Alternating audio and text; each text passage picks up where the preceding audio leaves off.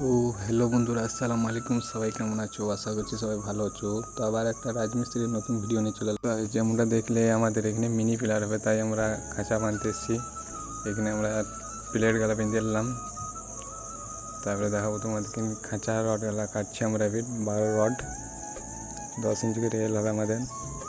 এর সাথে রিং করা পড়ে আছে, রিং করেছি আমরা। তাহলে সাইডে তোমরা প্লেটটা দেখো একবার, বেঁধেছি আমরা।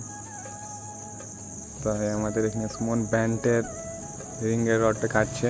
আর এখানে আমাদের পিলার গ্লাস রেডি হয়ে গেছে। আমাদের টাইম আছে, তাই আমরা রিংটা করে ফেলছি ব্যান্ডের। 7-8 রিং হচ্ছে 90 ডিগ্রি।